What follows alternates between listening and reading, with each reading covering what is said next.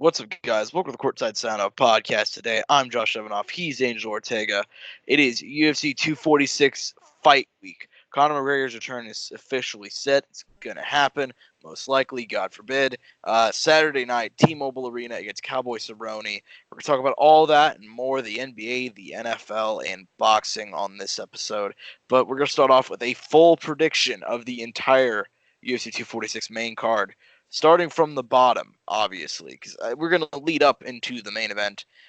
Angel and I talked about this off air. Anthony Pettis is currently the underdog to Diego Ferreira. Um, obviously, Ferreira, he's on a 5-fight winning streak. He's been killing it lately. One of the greatest grapplers in the division.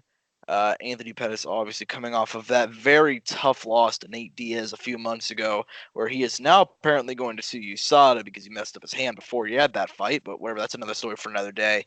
Pettis has kind of been on a track of win one, lose one. And my prediction, like honestly, I think on paper Ferreira should win this. I think he's a great grappler. I think Pettis is on par with him. He's a great grappler. He pushes the pace. Decent hands as well, good boxing. But for the sole purpose of the fact that Anthony Pettis wins one and he loses one. He wins one and he loses one. He rises to whatever competition he faces. He knocks out Wonderboy Thompson. He has a war with Tony Ferguson. He gets dominated by like a half-retired Nate Diaz. He's very inconsistent. But you know what? He lost last time out. So I think he's gonna win tonight. This week, this Saturday, I think he gets to win. I don't know if it's a finish, but I'd like to see one. Angel, who do you got? Pettis or Ferreira? Dude, like I'm like, man, people like when I saw Showtime. I mean, I guess there was a crazier betting line I saw where they had Showtime like quite a bit down, and I was like, really, like, it made me think like this man is not a bad fighter. This man's a clearly talented individual. It's just like I feel like there's been a number of stuff that's gone on in his last couple of fights that haven't allowed him to be the way he can be, and so on, and then obviously the inconsistency. And I think he's going to rise to the occasion here. I think he's going to put on a good show. And I mean, I purely wanted to win just for entertainment reasons, and I hope he wins because he's just a fun guy to watch. And I mean, no matter what, it'll be a fun fight because it's him fighting. And I think that, like, if anything, that's what I want more. A win to me is him having an exciting fight. All right. So,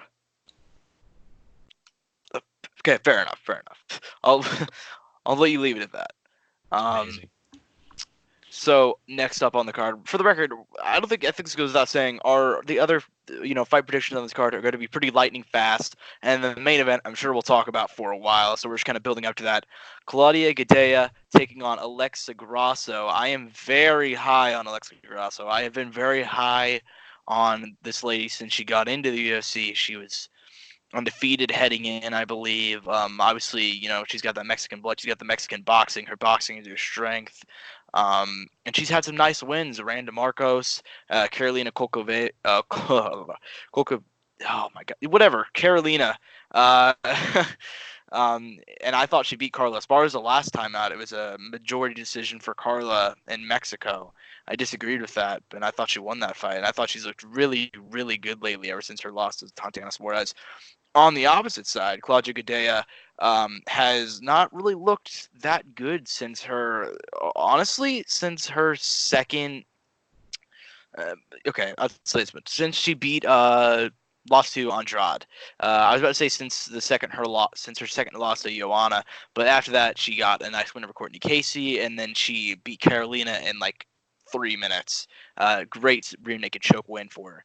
But since her lost to Andrade, that fight was a war. It was in Japan. It was underneath Oven St. Preux and Yushin Okami. I remember that card.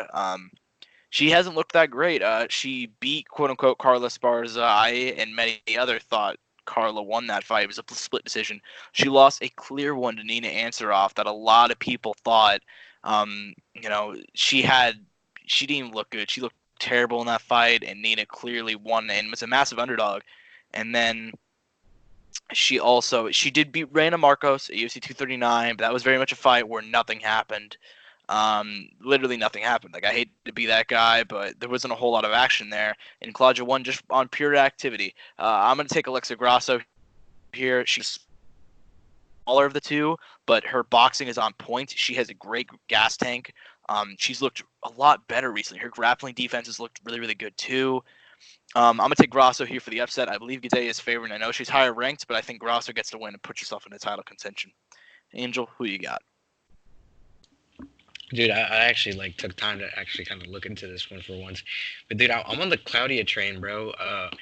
The jiu-jitsu strong. That's her bread and butter. She's never lost in any way that wasn't via decision. So I imagine the worst case scenario, she loses on the scorecard. I mean, she doesn't lose via any other way. And Alex only lost to decision and submission. So I mean, and you said her defense has gotten better, so I mean that could play a factor into it.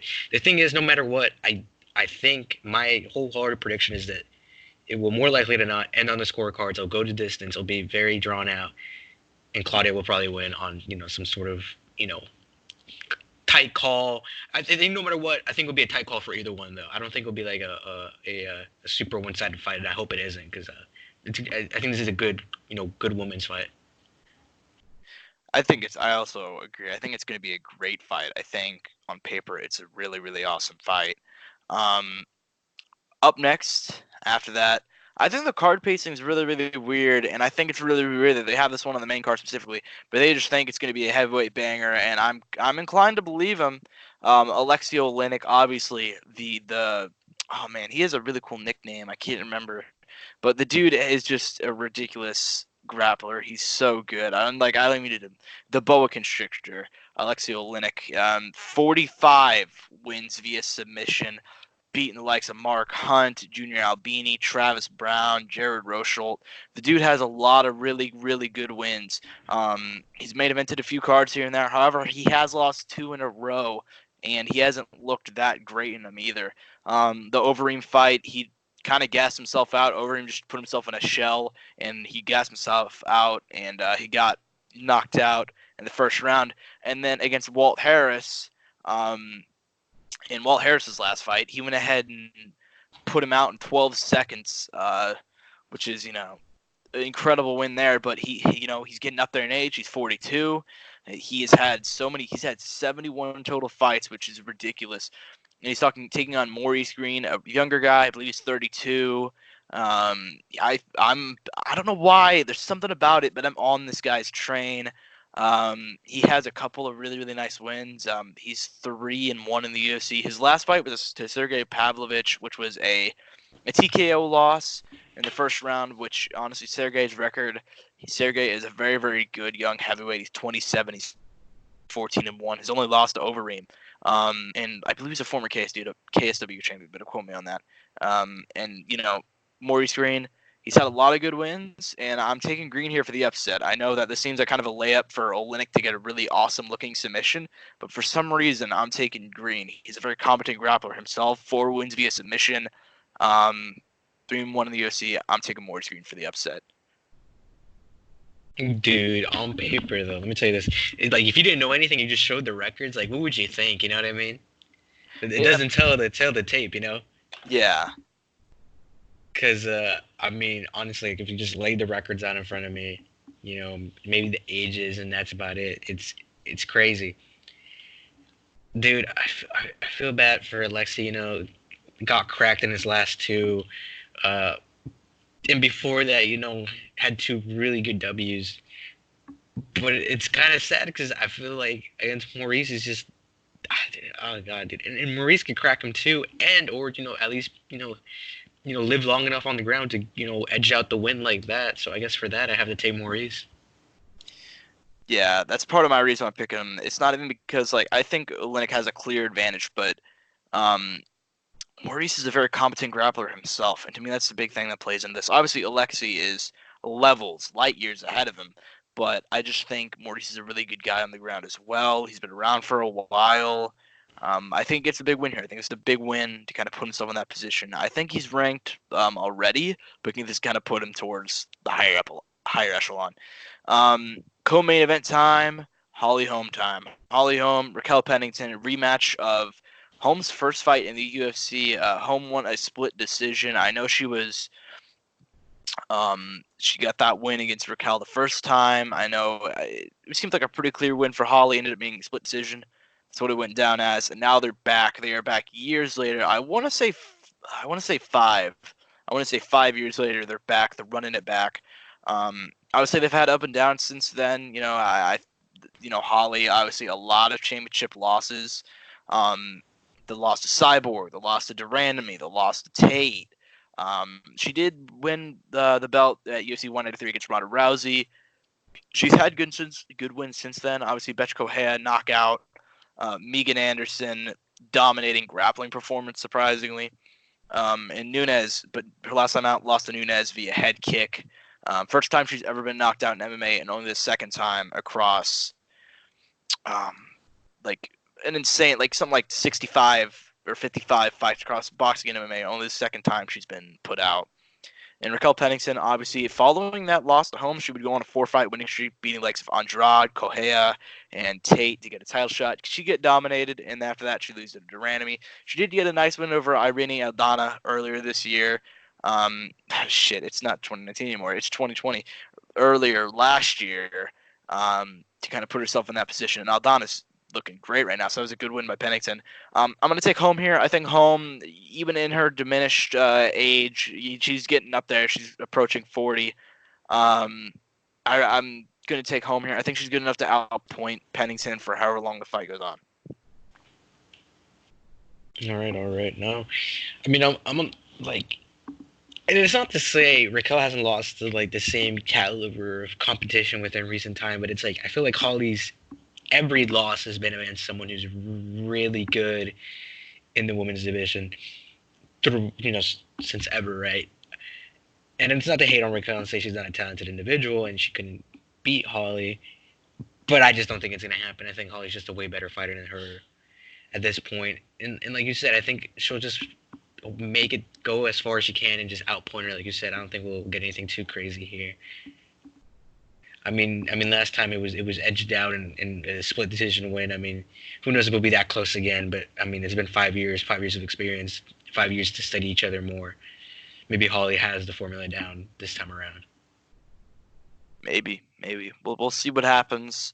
I'd love to see a finish, but Holly still says she's searching for world titles, and she's still a bigger name, which is why she's a co-main event. But we'll see what happens. The main event, we've been building up to this for months. This fight was talked about for last year before Conor broke his hand, I believe. But this fight's been talked about for a long time, ever since they went back and forth at the Go Big press conference in 2015, excuse me. Conor McGregor, Donald Cerrone. Conor making his return to the UFC, searching for his first win in 4 years, which, yes, that's correct. That's not, in case you're wondering how, like, if you want to feel old, the last time he won was November of 2016. That is almost 4 years ago. The last time he won a fight that was like against somebody currently in the UFC, because Eddie Alvarez isn't even in the UFC anymore. That was Nate Diaz in August of that year. He's searching for his first win. Now, obviously, it's not entirely fair to say because he's had only 2 fights since then. Obviously, against Floyd in boxing and Habib 2 years ago. But he's been very inactive. He's going against a guy, Don Cerrone, who is the king of activity. He fought 4 times in 2019. He fought 3 times in 2018, 4 in 2017, so on and so forth. He's a veteran. He's a former lightweight title challenger. He has all of he has everything. You know what I mean? Like he's got all the records, all the accolades, most performance bonuses, most fight not fight of the night, but most performance bonuses, most knockouts, most wins, 36-13, and this is his big moment. Obviously Cowboy, he's known to kind of, when the lights shine bright, he's not always the best that he can be, and that's what's disappointing to a lot of people. His last 2 fights were against the top tier, and he got TKO'd both times. Then again, this is an even bigger spotlight than that. It's even bigger than any title fight he's going to have. It's bigger than any fight against any big name he could have. He's facing the biggest star in MMA history. And I think what makes this fight interesting is really, I think it's how much Conor's skills have diminished. I think that if we're talking about the Conor of 2016, there's not even a question because the Conor, the last time he won a fight, he looked so good. I don't think anybody on the planet could have beaten him on the night of UFC 205. He was so sharp. He was so good. UFC 229, he looked really, really sloppy. Like, he didn't look terrible against Khabib, but he looked very, very sloppy. His gas tank wasn't as good. Like, it's known not to be great, but he was gassed. And he was just disappointed. And he himself said they didn't take camp seriously, and then he disrespected a lot of people around him by not taking it seriously. And now I'm like, you look into him. You see that he's engaged. He's looking good. His training's apparently going great. All the like words that we're hearing coming out of his camp is that he's good. But we'll see how diminished his skills are. Because if his, that's really the key here. Because he is a stylistic nightmare for Cowboy Cerrone. He's a long, lanky southpaw that has a great left hand and does great pressure. And that's just like if you were to make a person that would beat Donald Cerrone, it would be Conor McGregor. But here's my official prediction. I think even in let's say his skills are diminished. Let's say he hasn't taken camp that seriously. I think given the pattern of Cowboys, and I love Cowboy Cerrone. I could watch Cowboy Cerrone fight every single day. You know what I mean? I could watch all of his fights for a long time. I think it really comes down to I think he's a stylistic nightmare. I know we just went on like a long-winded thing about that, but So, Angel, what do you think about the main event? And what do you think about the fight in general? Dude, this is life changing for Cowboy at this point in his life. Has a kid, has been fighting the highest level competition in the UFC forever, and recently, guys fighting for that title or in contention for that title, and about to fight for that title. I mean, he is in the best position anybody can be in the UFC right now. I mean, and he just got pushed into the light as hard as he could right now, and it's all going to matter. Is he going to show up? Is he not? And I hope he does. For his sake, for entertainment, to get his name out there, make a brand for himself. I mean, he already has. Cowboy is a brand, but even higher, even bigger than what it is, because he's fighting Conor McGregor. Conor McGregor he wasn't in retirement, but he's come out and is back, and he's fighting you, Donald Cowboy Cerrone. And it's to me, it's like, how is he going to take advantage of this? What is it to him? And it's been relatively quiet, for a Conor fight, in my opinion. It hasn't been as crazy, antics. There's been a lot of respect, and that's good and all.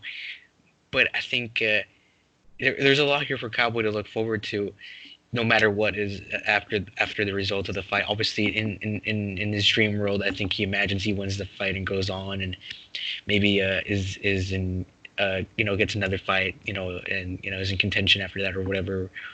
But I mean, as for the fight itself, I mean, Conor's been gone, but I don't think that changes anything of Conor as it is. I mean, Conor's just this great boxer, super talented, almost I'd say just weird and quirky, not to the extent of Tony when it comes to how the punches are thrown, but Conor just has this certain persona in the octagon that's just different from the rest. When you're fighting Conor, it's just something else.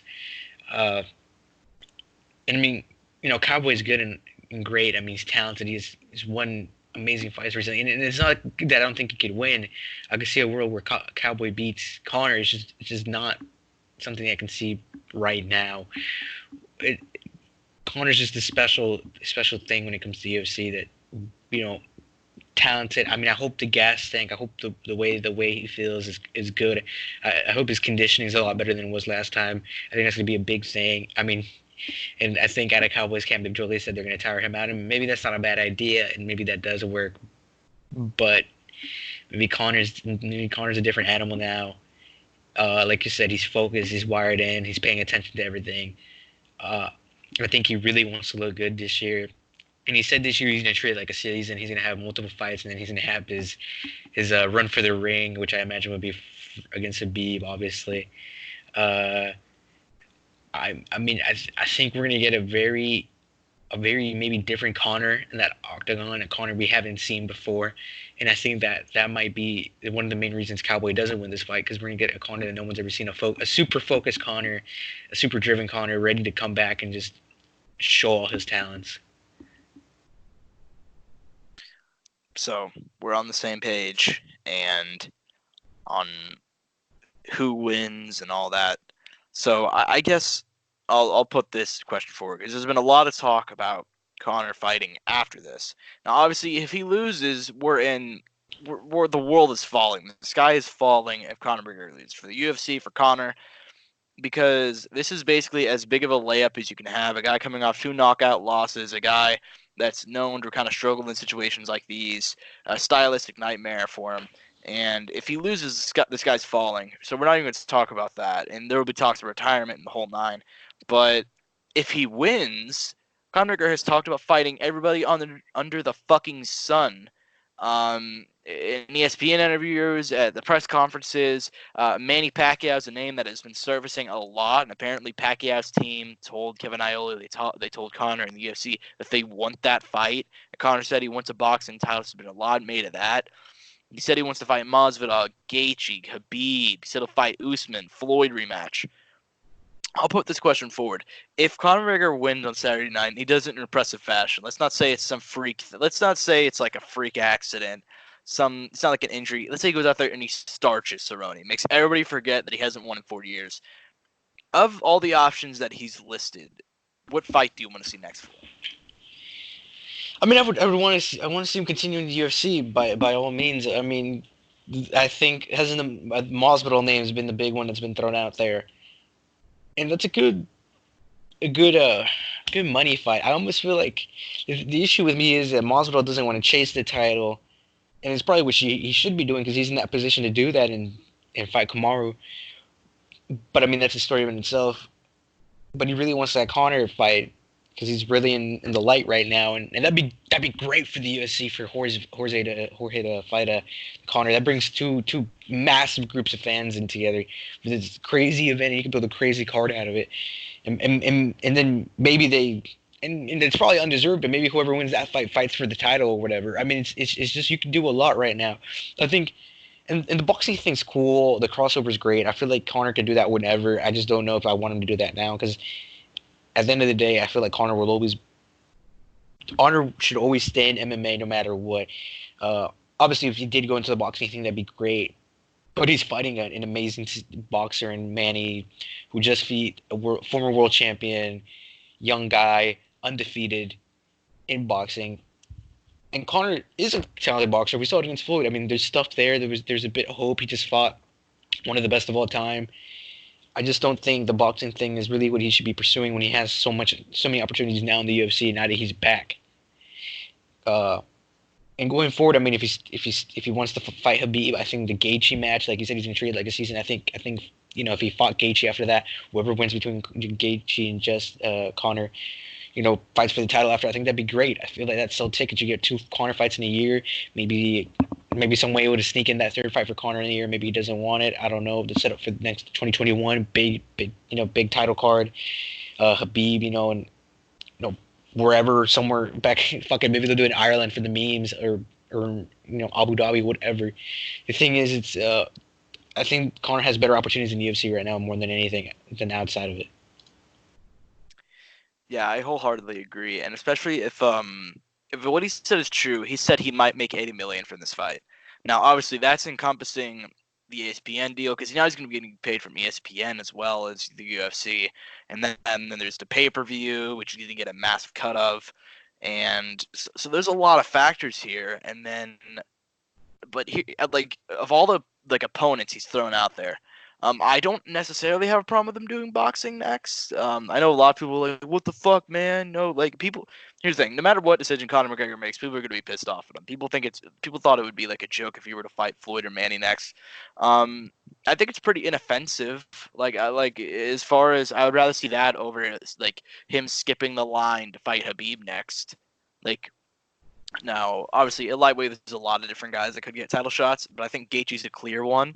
And for example, let's say he starches Cerrone, and then he marches immediately into the Khabib rematch. Unless it's like a situation like Tony falls out and like he steps in on short notice, I'd be really pissed off at that because Gaethje's clearly the number one behind that fight. So as far as the Floyd Manny options, they're pretty inoffensive. Like, they're not bad. Like, if he was truly searching for like a world title, Manny's like 147. Conor can make that. You know, he'd have a massive size advantage. There's a lot of stuff that would go into that fight that would to even talk about analysis is way too far off. I think Manny would clearly win, but and then Floyd was to come out of retirement, and he said he'd fight a UFC fighter. The whole thing, that would make sense. That'd make a lot of money. But as far as all the options, I think Usman makes no sense. That's somebody he said he's looking at welterweights. I really don't want to see Usman. That would just, and even Conor kind of backtracked on that. He said it'd be a lot like the Khabib fight. He said he's here for like fun fights, stuff to like entertain crowds. That would not be a very fun one. I think Masvidal makes the most sense. I really do. I think I want him to stay out of 155 for a moment, and I think that makes the most sense. He said Dana pissed him off by saying that he's too small for welterweight, which frankly he is. I mean, he said he's going to be 169 for the weigh-ins tomorrow. That's what John Kavanagh said as well. He's pretty small for welterweight, and Masvidal's in that space where he's not too big, he's not too small. He's a former 155er, which people forget. He used to make lightweight, so he's not exactly too big, he's not too small. He's kind of perfect for welterweight.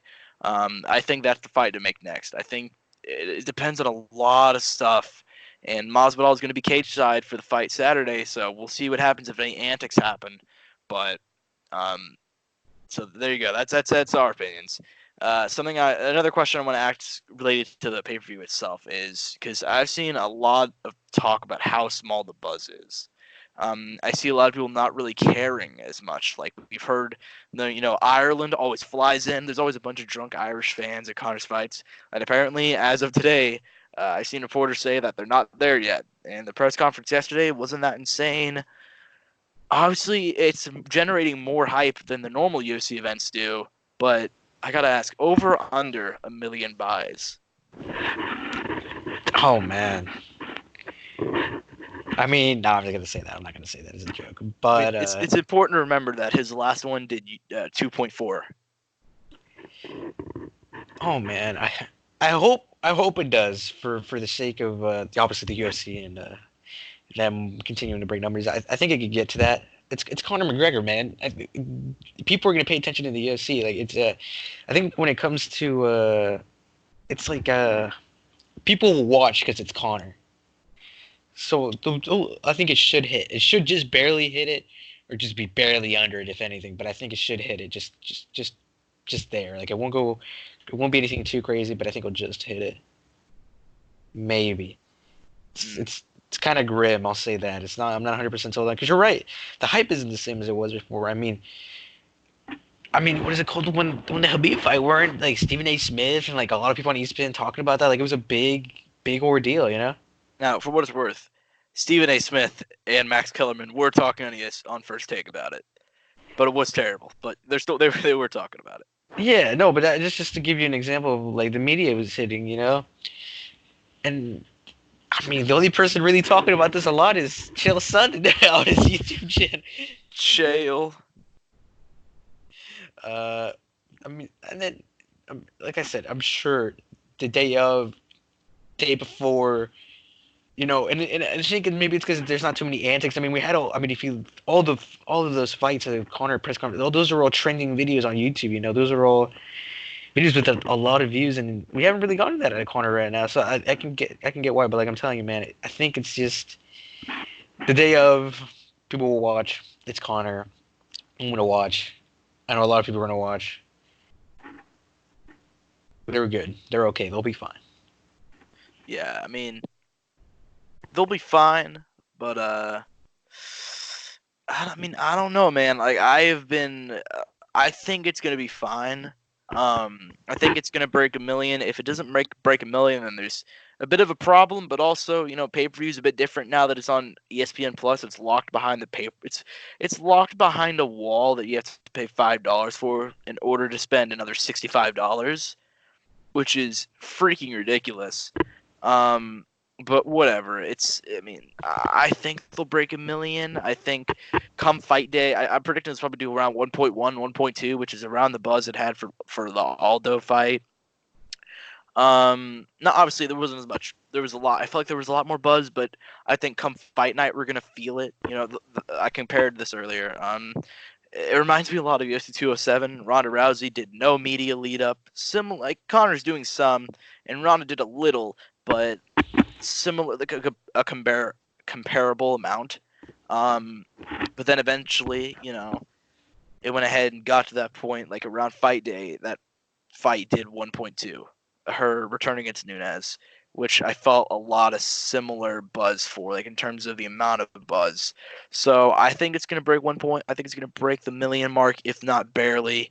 But we'll see what happens after that. And that pretty much wraps up our talk for UFC 246. We spent about half an hour on it, which is, it's the biggest card of the year. It's the biggest card in a long time. The biggest star in the sport is back. The king is back, and we'll be looking forward to it Saturday night. Now, to get into some other news, the NBA. Zion Williamson, been out for a long time, has yet to make his official NBA debut, but apparently that will be coming to a close. The suspense is going to be over in about a week. Apparently he's set to make his debut January 22nd, and I've got to ask you, Angel, what exactly are your expectations for his season going forward from here, for the game itself? Do you think it's too late to make a run for Rookie of the Year, or what do you think? I mean, it's not impossible, man. I think from what I've seen, I think Jaw has it on pretty locked down right now. What about Tyler Harrow? No hate, no hate. Tyler's probably up there too, but I think Jaw has it locked down though. I think Jaw's up there right now. Like Tyler's up there though for sure.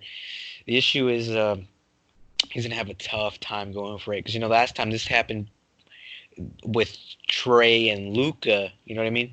Because Luca had the strong start. Trey didn't for like up until this point now where we're at now. This is when Trey started picking up, and it just wasn't enough because Luca had already made that name for himself. And I mean, obviously, there's a little bit more behind Luca, international guy, all this, that. A couple more factors into it, I feel like, that helped him win. But, I mean, I thought Luca deserved it. Zion would have to do some crazy stuff, man. I mean, his team's really good. In a way, it sucks because there's a lot of guys on that team that I want to do good. I really like, Josh Hart, and I'm sad that he hasn't been putting up the points he's getting. And I like Brandon Ingram, and I want him to succeed. But it's like, and then Lonzo's been having better numbers, so Lonzo's probably going to take a hit on the numbers, and now Zion coming in. I mean, and it's just how it works out, man. And hopefully Zion does good, and hopefully everybody, has great efficiency, and the team wins more with him there, and he'll bring a good energy. I just hope that hope there's a change with his weight. No hate to him. I mean, if he feels comfortable at it, then I mean, it is what it is. No disrespect, but I feel like he should lighten up a little bit. Probably be a little bit better for his athleticism and just general style of play. I mean, he was weighing in. He was the heaviest player in the league, or is the heaviest player in the league, ahead of Boban, the 7-footer. So I hope there's some change there. I hope he learns to develop his body into a comfortable way where he's good. Because I mean, when you're bigger like that, you're just more likely to get injured and just be out longer. And I hope he figures that out. I mean, like I said, he's gonna do some. If he wants to come back, he's gonna have to do some insane stuff in the league, man.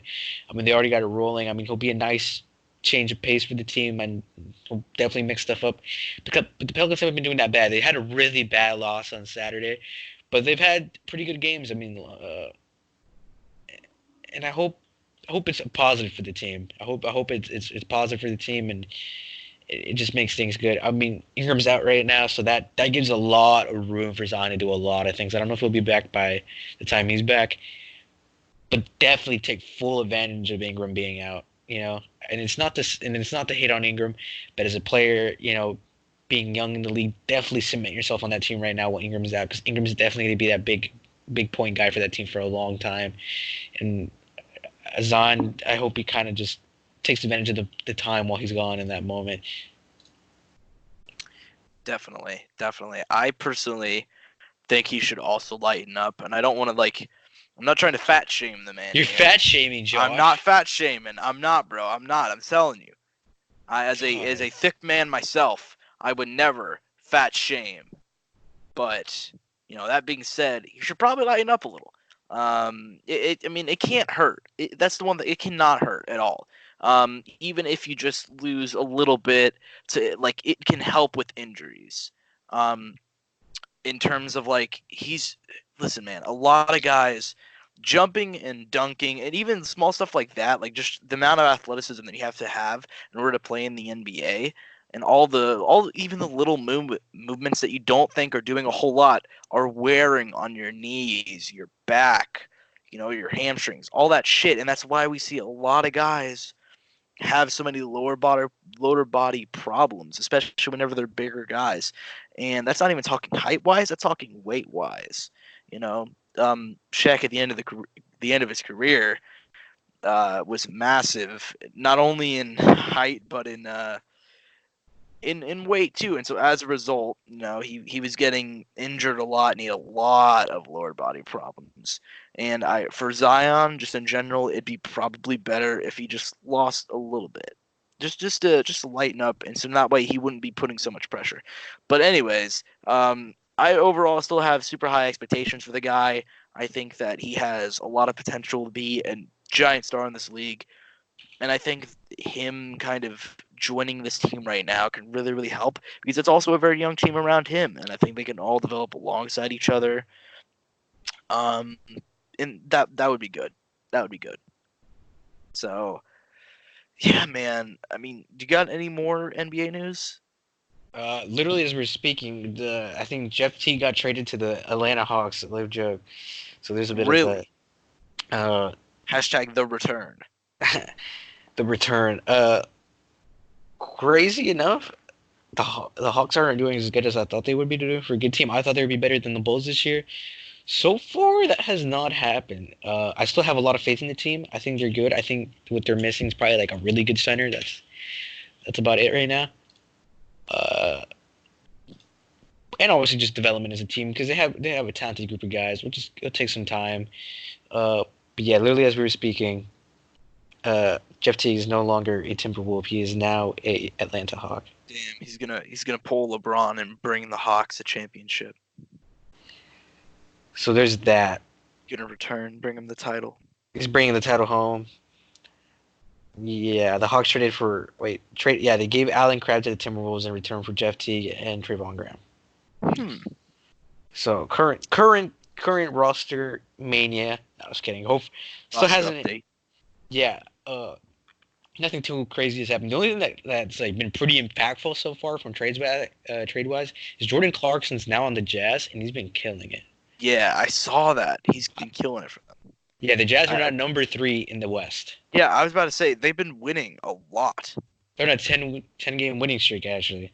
Yeah, which is pretty much out of nowhere too, because they've been a team that's been consistently good all season. They've never they've always been hovering around that spot that we kind of expected them to do. Around 4, 5, 6, somewhere around there. But now they've completely they've been winning 10 games in a row out of nowhere to put themselves in that 3 spot. Super impressive. Has Mike Conley turned it around yet, man? Do you know? I haven't been keeping up with Mike Conley. I've been not keeping up with them either, but I'd assume so. I mean, he must be doing something right. I think he's been hurt. I'm looking back, and he hasn't been playing. They have a lot of Emmanuel Mudiay, who's been doing good. So there you go, Emmanuel Mudiay turning around his career and finally succeeding. It is absolutely insane to me that the Jazz are now ahead of the Clippers and the Rockets. A 10-game winning streak. It helps a lot. Also, standings-wise, Memphis in front of San Antonio and Portland. I know. Still close, though. I mean, like I said, 14 through... I even arguably say 7 could still change. Hey, leave us out of this. It could still change. 7 through 14 could still arguably change. It's literally 1-2 games that separates everybody. All after the All-Star break, man, that's gonna be it. I mean, and then I'm pretty sure Lakers are gonna stay at number 1. 2 through 6 will probably shift in the West. Yeah, that's the way I feel about it. Also, I'm excited for the All-Star game this next month. We're still pretty far away from it. I think it's on What day? It falls like the week after my birthday or the weekend of my birthday. I always forget. Either way, I'm excited. I know it's around that time. Mm, Because All Star Game is next month, right? believe so, yeah. So yeah, that's exciting stuff right there. Very, very exciting stuff. Who is your kind of? This isn't really something that we have listed, guys. Whenever we do this, we have like topics listed. Um, if you were to guess, since you brought up All Star, do you think there's gonna be someone that's gonna be like a shock All Star this year? Like just coming in. Like if you were to Not, predict one person. not even a shock. Like I think Lucas might be in there, which is kind of weird. You know what I mean? Yeah. It's like second year, so it's like, and I think it's probably deserving, but it's like, dang, already like that. You know No, what I no, mean? he's totally gonna be an All Star. So he'll be an All Star, yeah. Not a doubt in my mind. So yeah, he's gonna be in there. My bold prediction is D Rose All Star for the East. You know, you might not even be wrong, to be honest. Like they're really like it's really between him and Kemba, and that's about it. Because there's like no point guards on that side who are really good. And Ben Simmons is considered a point guard, but like Ben Simmons should really be considered like a fucking center at this point. He's so damn tall. Because he's huge. He's literally a 6'10" point guard. I know. Or 6'9", something along those lines. Tall guy. Oh, I mean, he stood next to Embiid. You've seen the pictures; they're almost the same height. Yeah, it's freaking insane for him to be a point. Be playing at the point. That's insane. So yeah, guards But wise, he switches around a lot, so it's kind of hard to say that. yeah, I know. Positionless basketball. That's the world we live in now. It's ridiculous. Insane. It's cool though, but still. Yeah, which it'd kind of suck if he ends up being the one to lock my boy D Rose out of the All Star game. My bold prediction is D Rose All Star. Mostly because there's no real guards. There's no one. Yeah, worst case scenario. Actually, no, they can't do that. Never mind. But I mean, there you go. Luca, and even then, it's not like a crazy surprise. I mean, all I know is my man Deep Book. I hope he gets that All Star Oh man, he needs to. finally after forever this year. Yeah, he's made the Suns respectable. Like obviously they've struggled after killing it to start the season, but they've become respectable for the first time in a while. I know there was a good couple games there. There's a couple games we should have won though. I'm not gonna lie that we definitely should have won. But it's all good. We're developing. The team is still extremely young. We just added Rubio. Aiden was out for a while. We Gucci. You're Gucci. Next year, if they don't make it this year, I'm pretty sure they'll make it next year. Yeah, Aiden Gettings has been hurt a lot. It did because he had a crazy start. Yeah, but it was good because then we unlocked Baines. So I mean, it all worked out. he did unlock Baines. We unlocked Baines, the GOAT, who had a crazy stretch there for a minute, but it is what it is. Man, NBA is still so far away from the playoffs. That's when it gets exciting. But we still have season regular games are cool, but you know what I mean. Yeah. So do you want to move on to the big Kansas City related news? Oh, let's hear it, Josh. All right, guys. So as many of you guys know, in case you don't, if you pay attention to this fucking podcast, you know that we are based in Kansas City. We are Kansas City fans, live around the area, and I'm not really sure where I'm going with this. I guess we can do a quick NFL prediction and see if our Kansas City Chiefs are gonna make the Super Bowl. They're in that position that they were last year, except last year is a bit different than this year. I told you last week off air that I think the Titans are the worst matchup for the Chiefs in the playoffs, and that's who they're facing. They're facing the Titans at home. They've had the time to prepare. They're facing them again. They had, statistically speaking, one of the biggest comebacks in NFL history last week. Being down 24-0 and winning 51-31, absolute insanity. And so, I'll just ask you, and I don't know how much you've been following. I don't know if you watched the game last week. Do you think they're really going to do it? They haven't been to the Super Bowl in 50 years. Do you think they can do it? Dude, I mean, dude, it's. Look, I don't know a lot about football. I really don't. I kept up with the game. I'll be 100% real with you. Like I tried my best. I was at work. My friend, we had a guy in the back, cleaning, so he could watch the game. Just cleaning up in the back, so he could keep us up to date. And from what I heard, dude, it was a terrible start, dude. It was a terrible start. It was bad. It was bad as could be. And then I heard the anger, the fumbling of the ball. He's like, man, our players just can't catch the fucking ball. Like the ball was dropped a couple times. What I heard. and which isn't a good thing, because obviously in the NFL you gotta catch that fucking ball to run with it, bro. And from what I heard, I mean, it was just like it was an offensive issue more than a defensive issue to a certain extent, because there was multiple times where the Chiefs could have done like they were in good positions. From what I heard, I didn't get to see the game. All I got to was like I walked over to the back.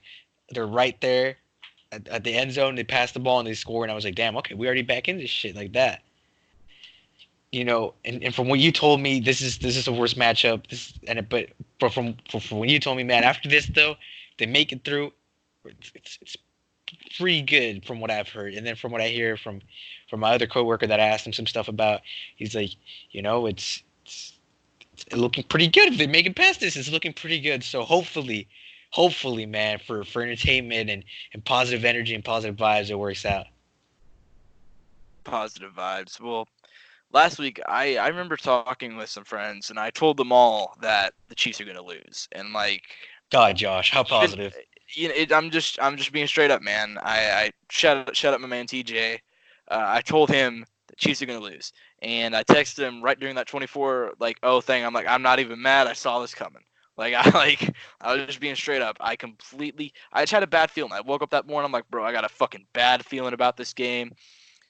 And I got off work just in time to watch it. Like, I worked that morning. I got off. Game started at 2:05. Well, more like 2:10. I got off at work at 2. So I was right fucking there. And I looked so right. I looked like the smartest man on the planet for about 15 minutes. And then, goddamn, the Chiefs just stormed back. They got the win. Like, they didn't even come back in the game. They came back in a quarter. By the time halftime came, they were winning. That's absolutely insanity. And it wasn't really a defensive problem. Like, you see the defense gave up 31 points, and that looks terrible. But then you realize 7 of those are off a blocked punt. 7 of those are off just a broken coverage play where, like, fucking nobody, like, that was just a defensive scheme problem where, like, no, like, the play fell apart, so they scored. They were wide open.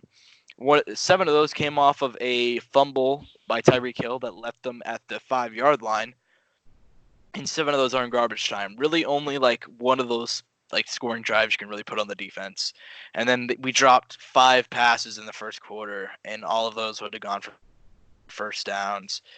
So then once they put it together, they went ahead and they got the win. I'm feeling it, man. I'm picking the Chiefs to win, and I don't know how. Like, I don't know how. I'm not gonna put any score predictions out there.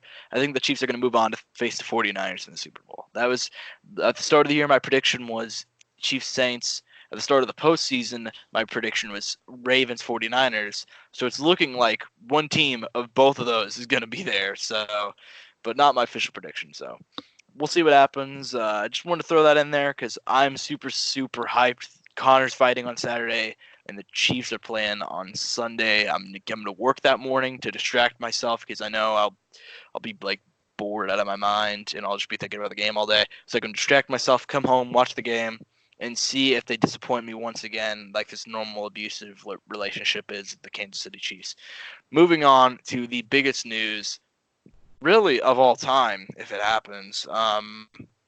According to multiple sources, Boxing Insider was the first to report this news, and also TMZ Sports also picked up on it. Logan Paul, Antonio Brown are targeting an April fight. No, I'm not shitting you. No, I'm not joking. No part of this is like we completely slipped into some time realm because none of this shit makes sense anymore. But apparently Antonio Brown got with a boxing coach. Now, I'll tell you guys, if you guys have all seen that Antonio Brown's a little bit crazy. He's really crazy. He's completely off the rails. This man is fucking nuts, okay? So I'm not going to say that's going to happen. But if he puts the pen to paper, legally obligated to at some point for it to happen. So we'll see what happens. But apparently, Antonio Brown and Logan Paul are targeting an April fight on DAZN. And I'll ask you, Angel Ortega, our boxing analyst, one of the greatest minds for boxing ever, undefeated as a boxer. I will ask you, who wins? If this fight happens in April on DAZN, who wins? Dude, this would be the first time in history where an average human being, like on some Rocky shit, actually, would fight a generational athlete talent in boxing. And he's not a boxer. Antonio Brown's not a boxer by any means. Looked terrible in training. I mean, true. But you know what I mean, though. This is the first time we have a athletic, talented human being of that caliber entering the sport versus an average man and Logan. Not completely average. Logan's a athletic human being in and of itself. We don't know what extent his athleticism and his abilities go to because we've never seen him at the highest level of competition in wrestling or whatever, right?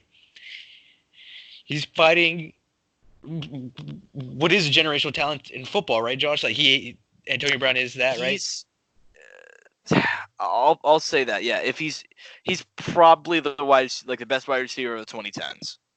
Yeah, we'll probably go down in history for something, right? You know, maybe not. If not for the antics.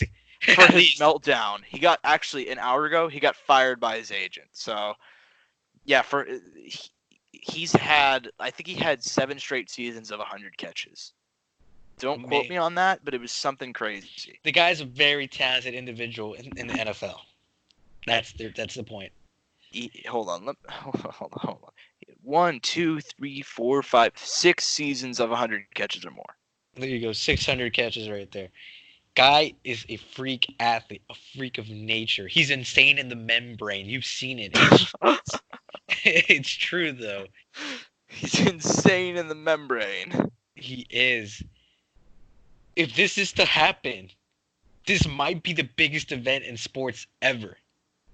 Because of the clash that's happening here. You thought KSI versus Logan Paul was big? No. Antonio Brown versus Logan Paul will completely shut that shit down. The amount of money that will be generated, the amount of fans that will come out and support Antonio Brown, and the amount of Logan Paulers, the Mavericks, the support, love on the zone will be insane. It doesn't matter what happens. The outcome does not matter. All I know is we will get an amazing brawl. And let me tell you this. If Logan is to win this, talk about securing the bag. Like, talk about securing the bag as an average man. Meanwhile, I'm out here working. No, I was kidding. I'm working my ass off for minimum wage. I know. And then if Antonio wins, I mean, he just beat Logan Paul. It's not that crazy, but it's still kind of wild. And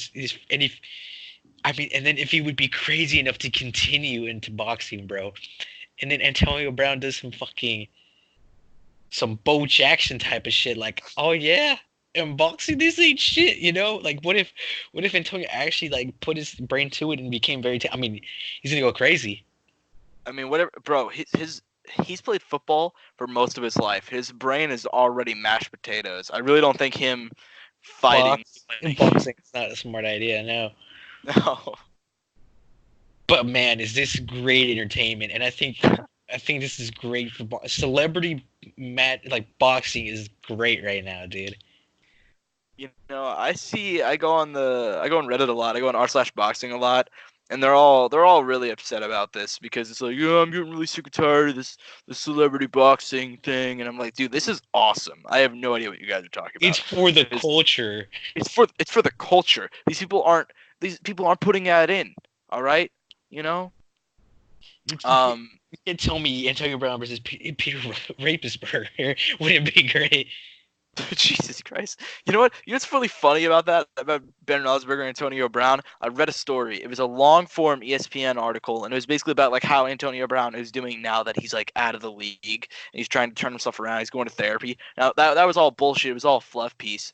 But at one point they talked about like they gave an example of his issues with Ben Roethlisberger, and I guess Ben Roethlisberger had there was a story about like how he did not allow people to like blast music in the locker room, and he's the star quarterback, he's the leader, so people generally abided by that. And I guess one time Antonio Brown was listening to music, he had his music up in his locker, he wasn't listening via earbuds or anything, and Ben told him to turn it down, and Antonio's his exact quote was "fuck you, cracker." Oh he fucked walked off. Sounds like something he said before. Well, that's what he called Mike Mayock, the Yeah, Raiders I GM. know. Yeah, man, we need to see this happen. I predict a knockout for Antonio Brown if he pretends that Logan Paul is Roger Goodell. Man, I don't even know, dude. I don't even want to give a prediction until it's officially announced and we talk about it the day before. I don't believe it's happening until that day, and I hope it happens, dude. Because, like I said, KSI and Logan Paul happened in this last decade. In this decade, Antonio Brown versus Logan Paul will happen. It's just I don't even. Here's the truth, okay? I'm going to watch this on the zone and I'm gonna hate myself for it. You know what I mean? Like it's just a complete freak show. We watched Logan Paul versus KSI, Josh. We can't hate ourselves more than any of that. Yeah, that's true. We really can't hate ourselves any more than that. Um, it, it's fucking insanity. It really is. Like it's so crazy. This dude went from signing with the Raiders, like signed a deal for like something insane, like a shitload of money, um, some long extension worth millions of dollars at the start of 2019 to having to fight Logan Paul to have any sort of career benefit because nobody wants him in the NFL. It's all good. He'll join the XFL, then they'll see his talents. Nah, XFL. They don't want that, dude. No, dude. XFL, they don't sign felons. They don't sign people with legal issues. So Oh, really? Like, is that actually a league rule, or you just mean me? I don't know if it's a league rule, but I know they said they don't want people like that. And Antonio Brown's currently being investigated for like 3 rapes. So Oh God. I guess Colin Kaepernick isn't joining the league either, and he didn't even do anything wrong. he didn't even do anything. Oh man. People talk about like this guy shouldn't get a shot in the league and this shouldn't happen. I'll tell you what though, Antonio Brown not being in the NFL, but like sort of being in the NFL is a blessing for any time I want to play Madden franchise mode because I can just pick him up off the pick him off the waivers, and he's like a 95 overall. This man is so good at the sport, but he can't get his head out of his own ass. So now he's gonna have to fight Logan Paul. Which by the way, I can't believe this is like all happened just because he said I'll knock you out or something. Like he tweeted him, and then Logan said I'll drop you faster than the Patriots. Which by the way, amazing line. Oh, it was great. Amazing line. So yeah, man, this is so ridiculous. And here's the greatest part. My dream, my big dream, is in 2 weeks from now. 2 weeks from now, okay? It's going to be actually 2 weeks from this recording, okay? Is Jake Paul versus Ani Sung-Gib, okay? My dream is they're going to have a press conference that week, and that's when they announce it. And they have them face off, and they start a fight at a press conference, and Jake fights Antonio Brown too, and this is all leading to the big money fight of Antonio Brown versus KSI. Dude, no, what do you mean? It's going to be, if Jake is to win against Anderson, Jake fights JJ, Logan loses to Antonio, JJ gets his last professional fight, because he's gonna fight Jake, beat Jake, and then start of 2021, they'll announce Antonio Brown versus JJ for the biggest fight, and then JJ will have a professional record of 4-0 at that, or he'll be, what would he be at that point? 3-0 against, if he were to win at that point. Or I don't know what he'd be 4-0. I can't even think right now of any fights he's had professionally. 3-0. He's had 2 amateur, 1 professional. So it'll be 2-0. That will make him. That'll be his 3rd fight, right? Professionally, if he were to fight Antonio at that point. Yeah. And then he's gonna fight him for the title of entertainer.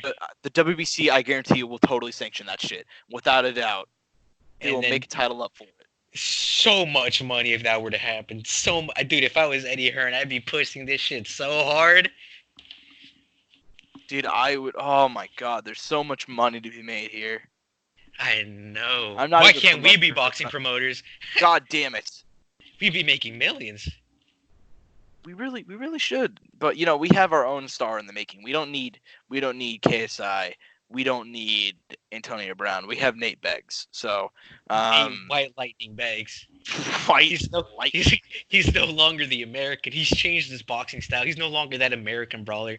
He's now that speedy, fast, crazy head movement boxer. Shout out to Nate. oh God, there, really? there you got your shout out, Nate. When are we gonna see Nate back in the ring? He's fighting Fat Boy Gibbs in maybe a week or two. For Really? this weekend, potentially, yes. Damn, you guys we'll be talking about that when that happens. That's bigger than Jake Paul and Gibbs, without a doubt. There you go. All right, but is there anything else we have to talk about? Couple fights this week. Nothing. Julian Williams beat Jared Hurd. Great fight last year. Big upset. Probably should have been one of our fights for the year right there. One of the top 3 fights. Completely forgot about it. My bad. I know. Good fight though. Good fight. I got reminded of it because I saw I saw like a whole like replay of a bunch of fights this last year, and I was like, damn, I missed out on like bringing that one up. I didn't watch it, but I saw like the highlights of it, and it was a big deal when Jared Hurd lost. Because undefeated, really good guy, crazy career. Julian Williams is defending his title versus this guy, young dude, lost once. Dominican or Cuban, I can't think. I think he's Dominican. I don't want to be wrong. That's happening this week. Check that out. I don't think there's too much there though. I think it's kind of like a pick-off fight for Julian. It's all good because later this month, Jarrett fights as well. So I guess that's kind of like maybe setting up for that later on this year for a rematch. And then Sebastian Formella, the German boxer who won the title. I think he's in the same. Let me check here. He's in the same weight class as. Where's he at? Same class as Earl, Bud, and Manny. He's defending the IBO this week for the first time, so that's going on as well. So there you go. Check that out, guys. There we go. Angel dropping the boxing knowledge for this week. So yeah, dropping all the news, all the shit to talk about. But I believe that is now all that we got. So, Courtside Soundoff on YouTube, Spotify, iTunes, the whole shit. Instagram, Facebook, at Courtside Sound 1 on Twitter, the #1 spot for all of the stuff relating to the show.